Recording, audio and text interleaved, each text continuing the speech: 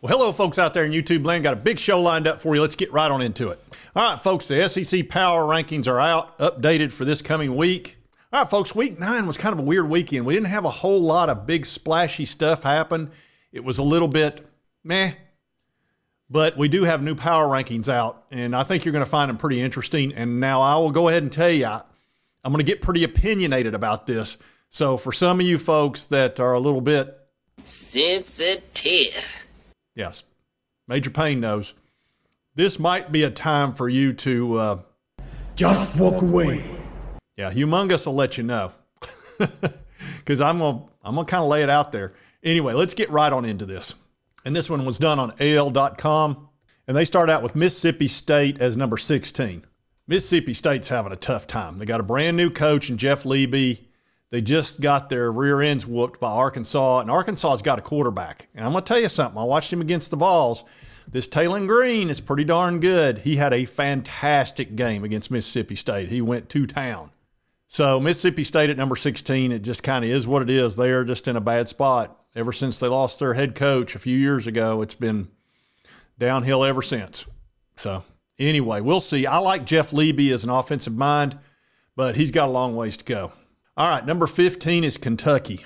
3-5, 1-5 in the SEC. They can't win a game at home. It's really been difficult over the last 13 games at home against SEC opponents. They're 2-11. That is not good. What brought you to this lowly stage?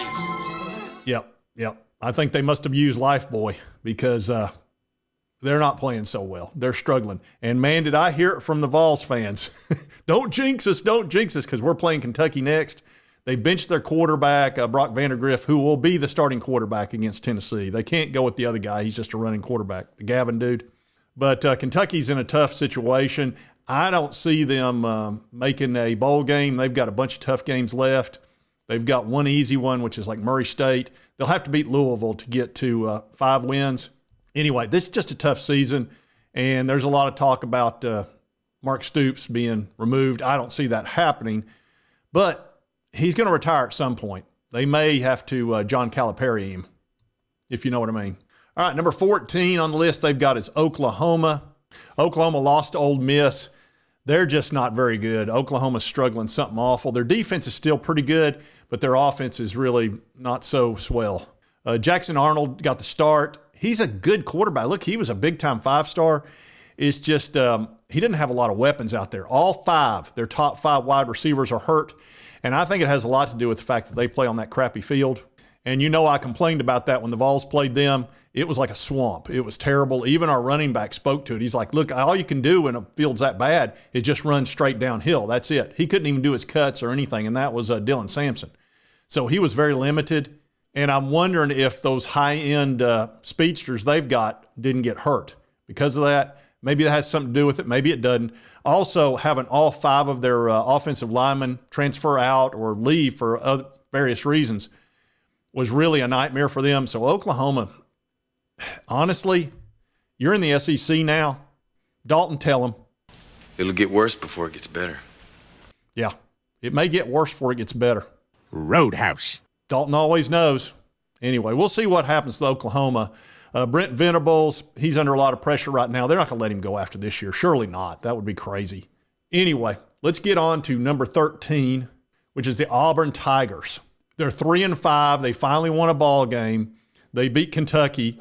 And all of us know that Auburn is actually, they're a darn good team. Their quarterback plays crappy, honestly. And I'm sorry, Peyton Thorne. Nice guy, but he's not that good. They should have gone out and gotten a quarterback. But this is the most jinxed team I've ever seen. They have found ways to lose ball games. They should easily be 5-3 at worst. And maybe they figured out against Kentucky some way to solve the jinx problem. Close your eyes and listen to this. Winkum, pinkum, notimus, rex. Protect us all from the man with the hex. Yeah, they might have used the Winkin, Blinkin, anonymous rex thing. But anyway, they're struggling. But I swear I think if they get the right quarterback, they could be a good team. Number 12 is South Carolina, the Gamecocks. They're 4-3. They were off last week. They're going to be playing Texas A&M, and it's at South Carolina. that could be a very interesting game. Texas A&M's a really good team. I don't think they're a great team. And playing at South Carolina at night can be tricky. And I can go ahead and tell you right now, South Carolina's defense is for real. It's very good. Jackpot, tell them. Because our defense is good. They're good. Yeah, their defense is good. Now, their offense is very iffy.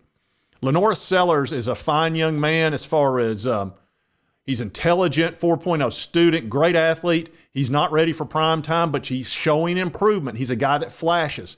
I think in a year or two, he could be really special, but he's going to struggle all season. That's what he does.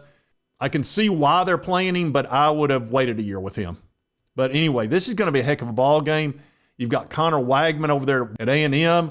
You know, will they go with the other quarterback, the running style quarterback? I mean, you don't know what you're going to get, but South Carolina can probably handle those two guys. I expect a great ball game. I really do. And it should be fun. I wish it wasn't at 7:30 because that's the same time as the Kentucky game with the Vols. All right, we got Florida at number 11. Florida was off.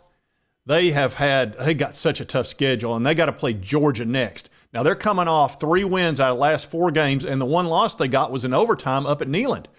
So they're improving. This is the Billy Napier Bowl. He is hanging on to his job by the fingernails, and they're looking a little bit better, and they're feeling better about him down there in Gatorland. Now, they're still planning on firing him, but if he somehow gets to 6 wins, I think they should keep him because let me show you this guy's schedule. It's ridiculous. I mean, it's already been tough. They played a top 10 team in Miami. They're actually in the top 5 now, I think. Texas A&M, that people didn't think was very good, they're really good. They did have an easy game with Mississippi State. UCF was supposed to be good. They're not. Tennessee's a top 10 team. Kentucky's a decent team, but they're struggling. Now they got Georgia and Texas back-to-back. That is unbelievable. And then LSU and Ole Miss. I mean, those 4 games in a row are absurd. So I almost call this the get rid of Billy schedule because whoever did this to him doesn't like him very much. And it was supposed to be Florida State, a top 10 team, but they're horrible. Florida State has had the biggest collapse I've ever seen in the history of college football. Undefeated season last year, 1-7. And they've looked like garbage in that 1-7. They have a little bit of defense. Their defense is not terrible. Their offense is horrible. But Florida, I don't know if they can get to 6 wins. If they do, he should stay. Now they, like I say, they got to play Georgia in Jacksonville. 2:30, be 3:30, I guess. Arkansas, number 10 power ranking. They just beat the crap out of Mississippi State. And we talked a little bit about Taylon Green. That guy, I tell you what, he played a heck of a ball game against my Vols, and he played an incredible ball game against Mississippi State. He's incredibly elusive. He throws the ball well. They could win this game against Ole Miss. Don't be surprised if they do. They're a better team than you think they are. And like I said, they're sitting at 5-3. So, all right, number 9, Missouri. I told you folks, Brady Cook was very questionable about that game against Alabama, and that if he wasn't able to play, Alabama was just going to whoop the crap out of him. Because I've been watching Missouri all year, and they've been hanging on by a thread. Look, Brady Cook has literally won 2 ball games on his shoulders, games they should have lost. So they've been hanging on anyway. And then when Brady Cook couldn't play, he tried, but he was 50% of what he should have been. And then he finally just kind of had to, say no moss. This is a team that I have claimed might be a paper tiger. I said ball!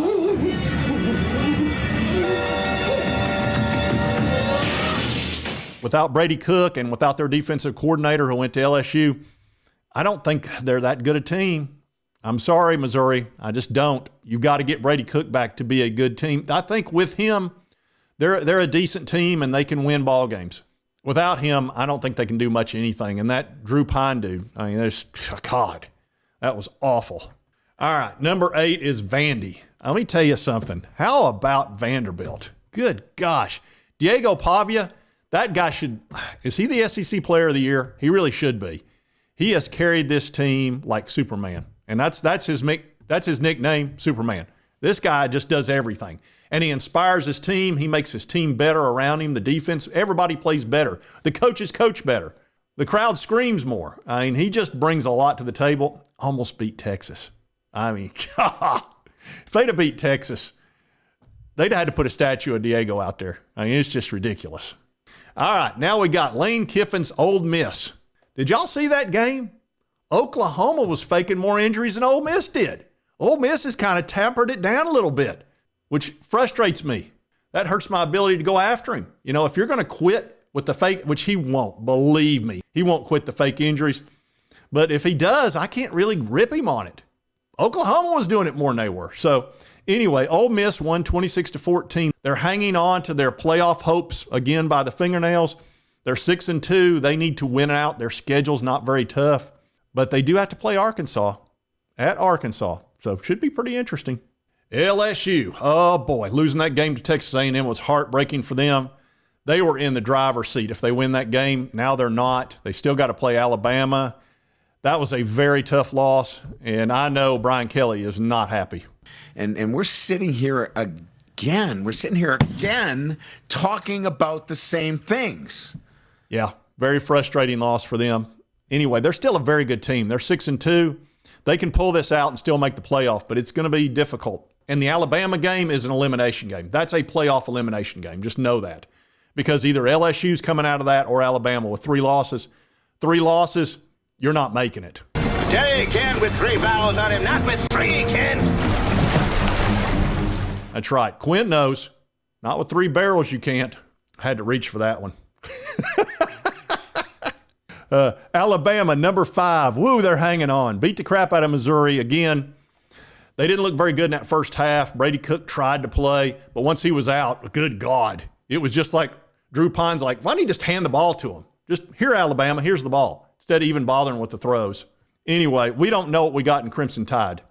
We'll find out more in their next game, but right now they've got an open date in front of them. So they at least got an open date to enjoy that victory, and they'll stay off of Kalen DeBoer a little bit. They've been pretty tough on him after the last loss to the Vols.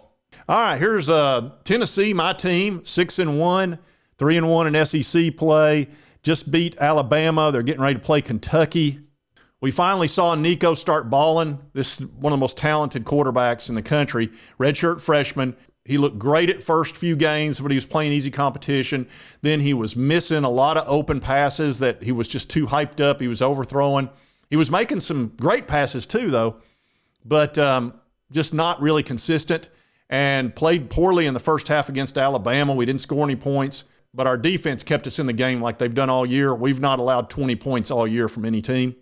But in the second half, he came out of the injury tent, like Superman, and played great in the second half.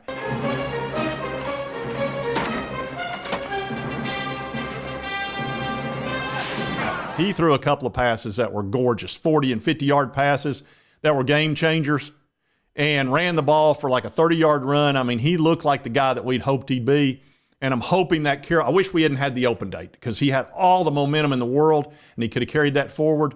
But we're playing at home at night against Kentucky, who has had a very poor record against us, and we've had their number for years. And I got to be careful what I say, because I covered them yesterday and I was talking about how poorly they'd played and everybody's down on Mark Stoops. And I mean, the Tennessee fans came at me, don't jinx us, don't jinx us.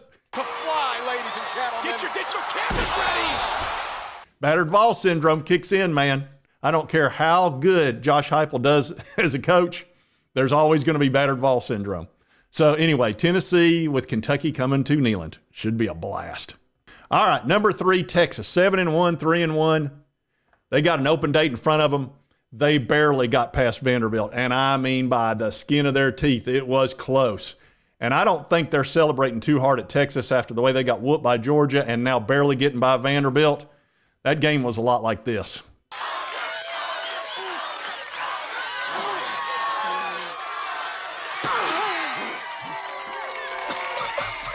Yeah. I think they kind of broke down and cried after that game, leaving Vanderbilt. So anyway, we'll see what happens with them. But they do have a week to sort of hopefully get Quinn Ewers 100%. I know he's had some injury issues. So that's Texas for you. All right, now we got Texas A&M, 7-1, 5-0 in the SEC. They're in great shape. I think they miss Jimbo, don't you? They're at South Carolina, 7:30, Texas A&M. Mark my words, that can be a tricky little ball game right there. If Lenore Sellers plays well, you might be in a game. We shall see. Should be pretty interesting. Mike Elko was a great hire. I told you that was a really good hire. I don't care if it did cost $76 million. Haven't you noticed? You gotta be a man to play in my league. Yep. Got to be a man to play in my league. And Georgia #1, 7-1. The only loss was to Alabama, which they almost came back and won. Georgia's tough. They like to play with their food. They do that occasionally through the season, but when they decide they want to whoop up on you like they did Texas, once they circle you, it's not good. Yeah, they got to play Florida at Jacksonville, a neutral site. Should be a pretty interesting game. Georgia at #1, that's who I would vote for. They're a tough team, man. And DJ Lagway, whatever you do, don't run over on Georgia sidelines. Kirby will knock you down. Anyway, that's the SEC Power Rankings. I agree with most of that. I think they were pretty spot on. Anyway, if you like this content, be sure to hit that like button. Lets me know to continue to cover all these big college sports stories. If you've not subscribed, boom, boom, boom. Right there's a big old button. That's all you got to do. It'll help you get my videos and won't cost you a dime. And right over here is the most recent video YouTube thinks you'll enjoy based on your viewing history. We'll see you next time on Sports Talk Jay.